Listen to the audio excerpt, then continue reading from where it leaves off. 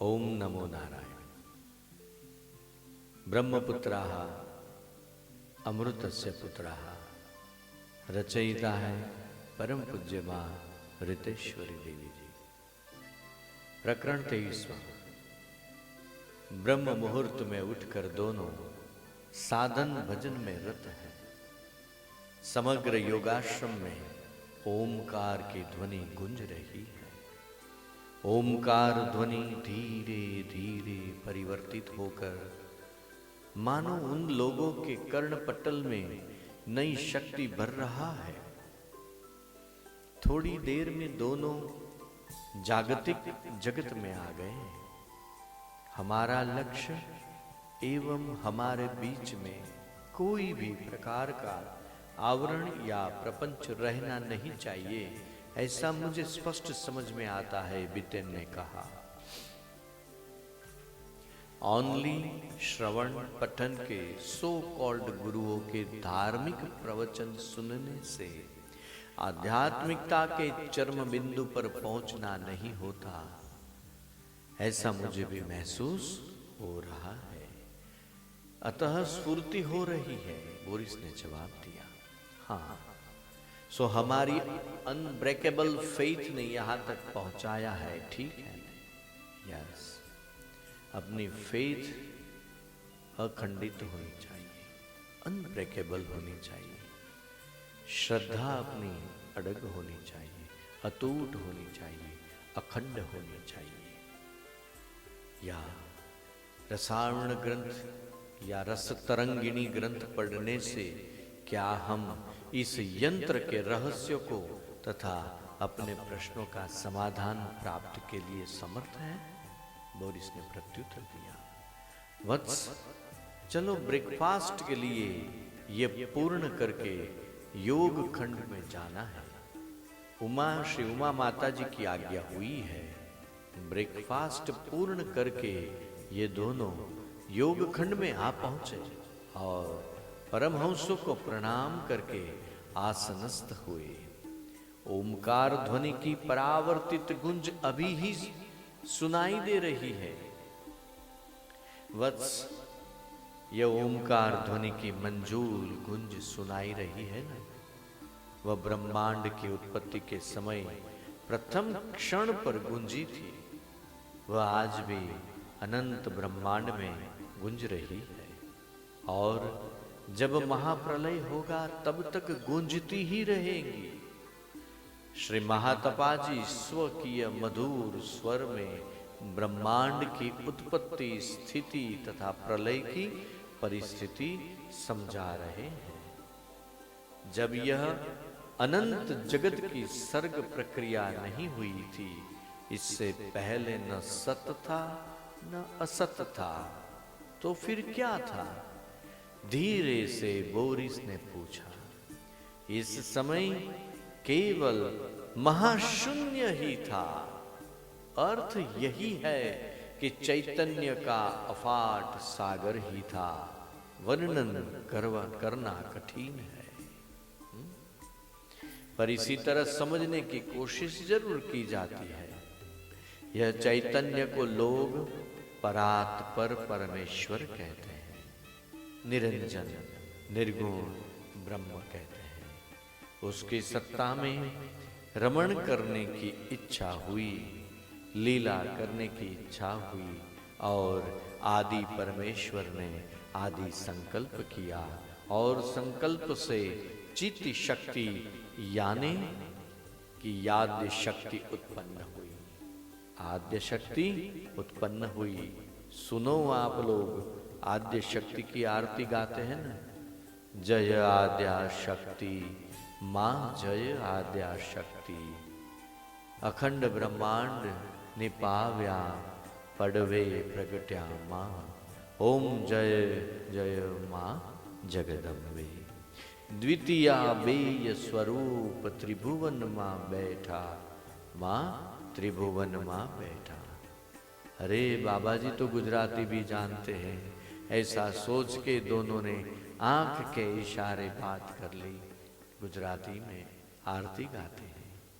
यह सारी की सारी आरती जगत की उत्पत्ति, स्थिति तथा प्रलय की स्थिति का वर्णन करती है और शक्ति तथा शक्तिमान परमेश्वर एक ही है यह भी सिद्ध करती है।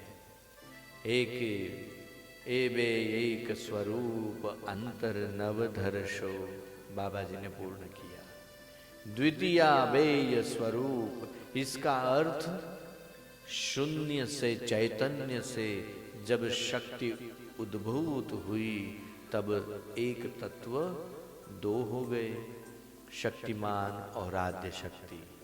इतना ही नहीं, तब से 1 2 3 की गिनती भी शुरू हो गई थी और टाइम एंड स्पेस की गिनती शुरू हो गई थी। समझते हो? फिर क्या हुआ? बाद में मैथुनी सृष्टि शुरू हुई, मानव जात का श्रेष्ठ सर्जन हुआ। मानव जात अज्ञान अवस्था से धीरे धीरे ज्ञान, सभ्यता, संस्कृति के विकास की ओर आगे बढ़ी और अनुभव के तौर पर जो ज्ञान प्राप्त किया, इसी से वेद, वेदांत, योग, पुराण, साहित्य, संगीत, कला आदि का प्रत्यक्ष सृजन हुआ। और आगे जाके सनातन प्रश्नों, हम कहाँ से आए हैं, कहाँ जाएंगे, मृत्यु और जन्म का रहस्य हमारे सामने रख दिए। और चंद्र, सूर्य, नक्षत्र, पृथ्वी, ग्रह, तारे, आकाश गंगा आदि का संशोधन करके विज्ञानी, ऋषि, मुनियों ने मानव जात समक्ष रख दिए। पर आज कई शास्त्र लुप्त और गुप्त है जो हम इसको प्रैक्टिकल अवस्था में संजो के रख रहे हैं और संशोधन भी कर रहे हैं। इन सभी ज्ञान विज्ञान की रहस्यमय बातों में से अतीव महत्वपूर्ण रहस्य इसी जन्म में ही, अंतिम लक्ष्य इसी जिंदगी में ही यह परम चैतन्य की अपरोक्षानुभूति कर लेनी चाहिए। जब तक आत्मज्ञान का उन्मेष नहीं होता तब तक योग विभूति की भी प्रकाशित नहीं होती और जीवन मृत्यु का रहस्य समझ में नहीं आएगा। ऐसे बोलते बोलते श्री महातपाजी शून्य में से ऊपर उठ गए और आगे की बात जारी रखी। उनका बाह्य ज्ञान भी था और निर्लिप्तता भी दिख रही थी और आगे बोले, पृथ्वी पर सन्यासी, गुरुओं, उपदेशकों जो प्राणायाम, आसन, मुद्रा आदि करवाते हैं, शिक्षा देते हैं, ये सब सामान्य प्राणायाम आदि है जिससे साधक शून्य में से ऊपर उठ नहीं पाता। मैं जो ऊपर उठा हूं, किरात कुंभक से उठा हूं। और हाँ सुनो, किरात कुंभक से जब विशुद्ध प्राणवायु शरीर के भीतर भर ली जाती है तब साधक बाहरी आक्रमण से कदापि अभिभूत हो नहीं सकता और शक्तिशाली तेजो राशि के दर्शन या स्पर्श से भी बाह्य चेतना कदापि लुप्त नहीं होती है। ऐसे बयान करते करते बाबा जी अपने आसन पर फिर से बैठ गए। ये दोनों मुग्ध होकर ये देख रहे थे, परमहंस महातपाजी योग शक्ति से ऐसा कर सकते हैं तो मेरी जैसी मृत्यु के बाद कहाँ होगी इसका ख्याल तो होगा ही। ऐसे मनोमन बोरी सोचने लगा, इतना कर सकते हैं तो मेरी जो लाड़की लड़की है जैसी, उसका भी तो पता उनको पता होगा। सोचने लगा बोरिस मनोमन। वत्स, तुम लोगों ने यह दृश्य देखा, इसके पीछे कार्य कारण का नियम है। जब नाभि धोती क्रिया में परिपूर्ण पक्वता आ जाती है तब देह शून्यमान हो जाती है। तब देह को संकुचित और प्रसारित करने की क्षमता उपलब्ध प्राप्त होती है, ये उपलब्धि होती है। इसका परिणामतः साधक को अनिमा, महिमा, लधिमा आदि आदि सिद्धियां, विभूतियां प्राप्त होती है।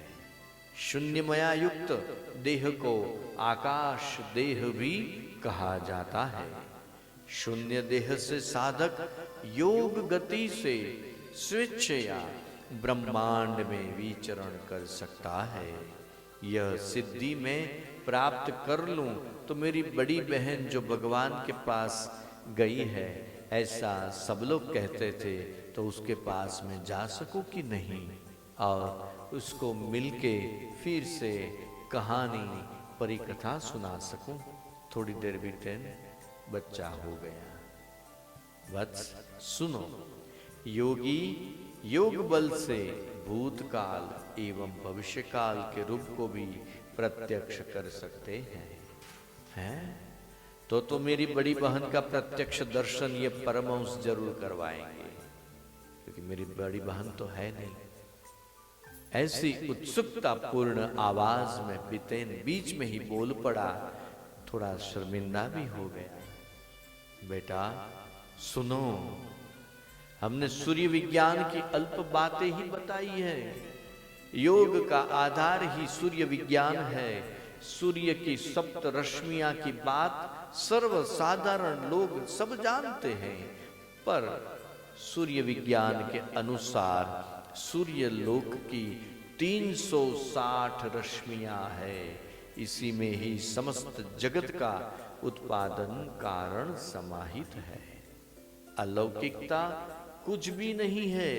जो पक्व साधक ये रश्मियों का विश्लेषण करके जैसी चीज चाहते हैं वह वैसी तैयार कर सकते हैं। वैसी ही उस किस्म की किरणों को मिलाने से भी मनवांछित वस्तुएं तैयार हो सकती है। यह सूर्य विज्ञान की सृष्टि है।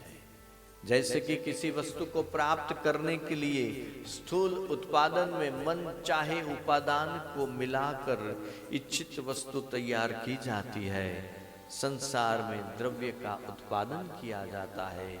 यह भी इसी प्रकार का ही कार्य है।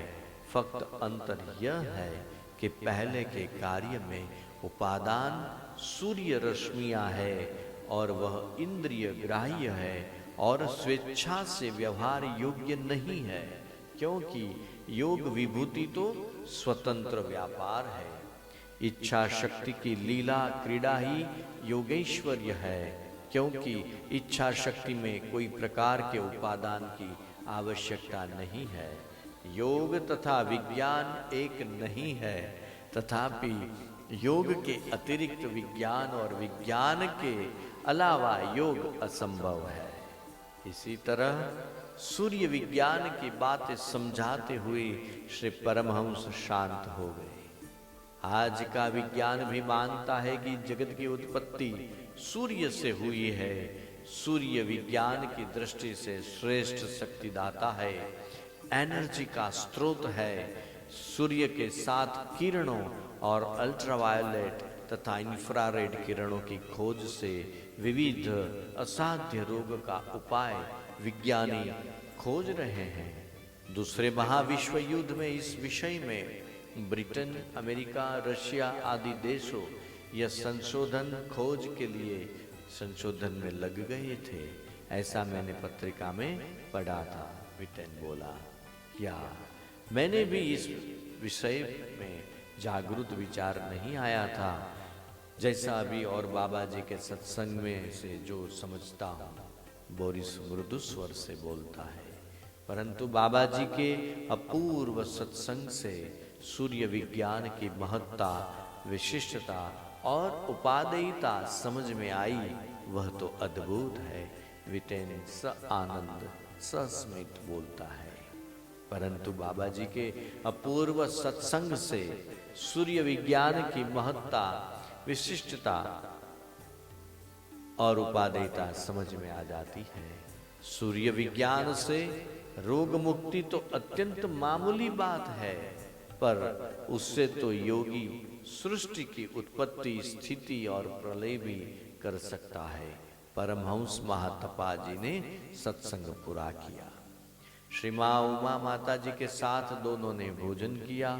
बाद में अपने निवास स्थान पर गए और यह अद्भुत सत्संग सुन के मुग्ध हुए दोनों अपने मृतक स्वजन को मिलने की अदम्य इच्छा को परस्पर व्यक्त करते करते सो गए। देखो माँ, देखो रुचि उधर बहन बैठी है, बड़ी बहन, मुझे कहानी सुनाओ, भूख लगी है, जलेबी दो ना, मुझे जलेबी दो। ऐसा नींद में बिटेन बोल रहा था। इधर इधर आ, यार नैन्सी देख तो सही, हमारी जैसी वहां कैसी खेल रही है। मंजुल मृदुल बोल रही है कि पापा आप मुझे अपने पास क्यों नहीं ले जाते, मुझे अपनी गोदी में उठा लो, मम्मी को साथ में लेकर आओ और मुझे ले जाओ। हाँ बेटा, माय लव, अभी ही मैं तुझे लेने के लिए आता हूँ। इसी तरह नींद में बोलते बोरिस ने हाथ फैलाया और जेसी को पकड़ने के लिए चेष्टा की और धड़ाम आवाज के साथ पलंग पर से नीचे गिर गया। ये धड़ाम आवाज सुनते ही बिटेन नींद में उठकर दौड़ा। ओ मेरी बहाली बहन, बोलते ही बोरिस को बहन मान के ऊर्ध्व जागृति में बोरिस को ही पकड़ लिया। परस्पर स्पर्श होते ही दोनों पूर्ण जागृत हो गए। अरे बोरिस, या बिटेन, बोलते ही दोनों स्वस्थ होते होते चमकती आंखों से एक दूसरे को देखते हैं। जो महसूस हुआ वह कहने के लिए लालायित हो गए। बोरिस, नींद में स्वप्न आया कि क्या हुआ समझ में नहीं आता। मैंने मेरी बड़ी बहन को, जो सालों पहले भगवान को प्यारी हो गई थी,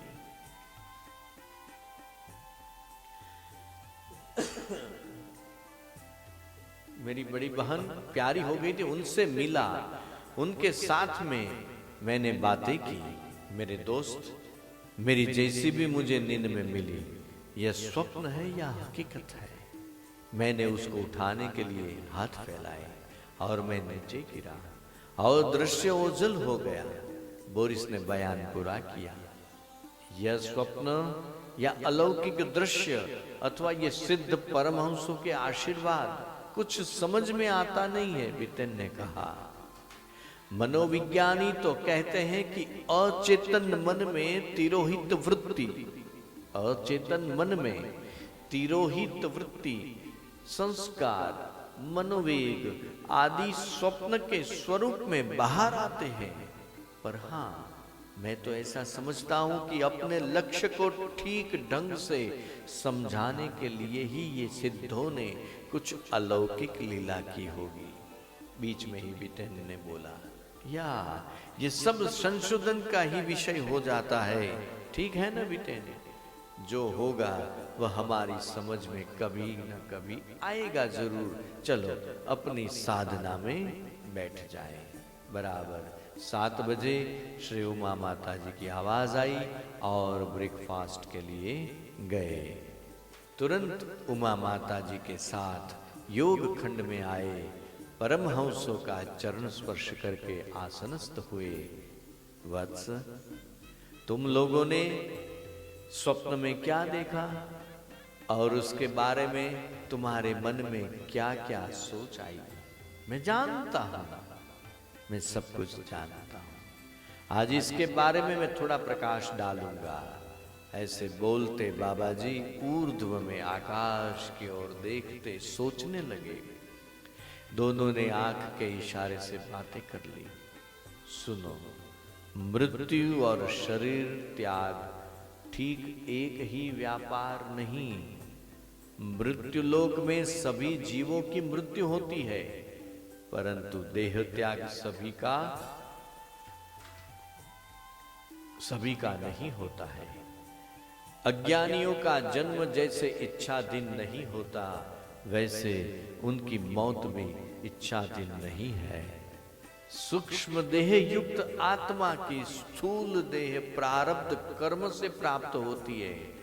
जाति, आयुष्य, भोग आदि प्रारब्ध विपाक के परिणाम है।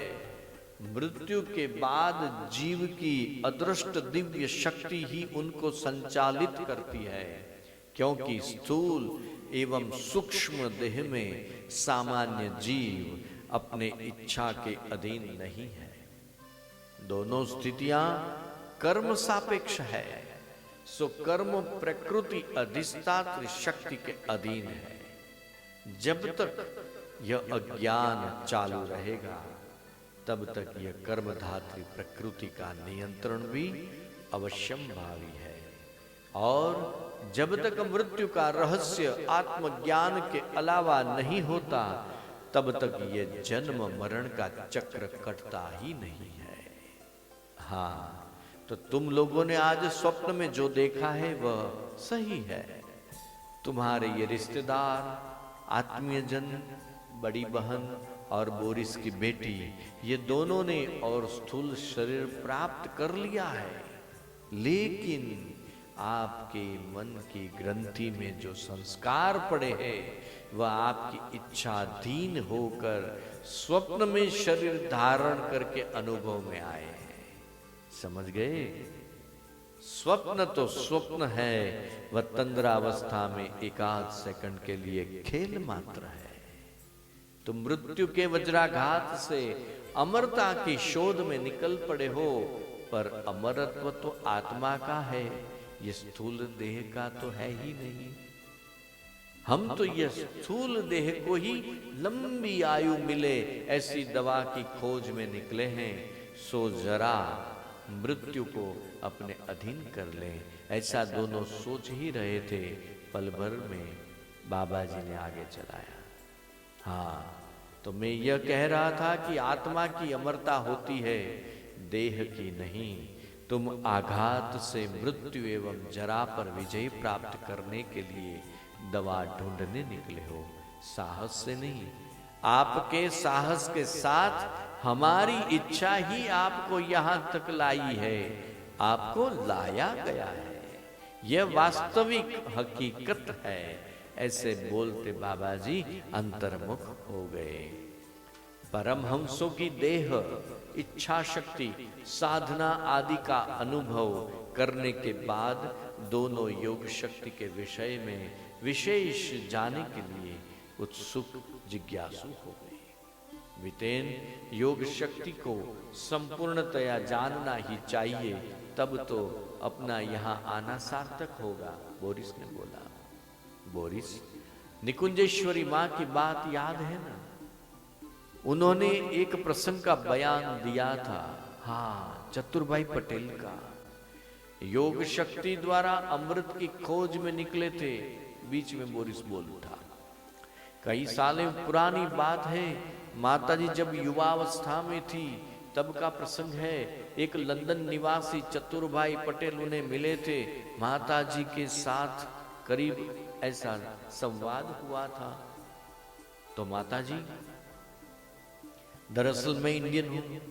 मैंने अपनी छोटी उम्र में मेरे चाचा, चाची, बहन, माँ आदि की अल्प आयु में मृत्यु, भयंकर रोग जैसा कि कैंसर, एड्स आदि रोग से ग्रस्त हुए पीड़ितों को देखा है।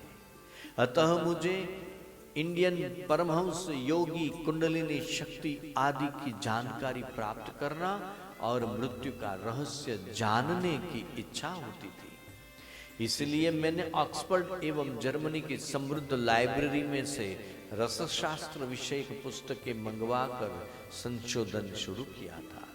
एक ग्रंथ में मैंने पढ़ा था कि जो कोई कंवारी कन्या की कुंडलिनी शक्ति जागृत होके सहस्रार चक्र तक पहुंच जाती है, तब उसके स्तन से एक प्रवाही निकलता है।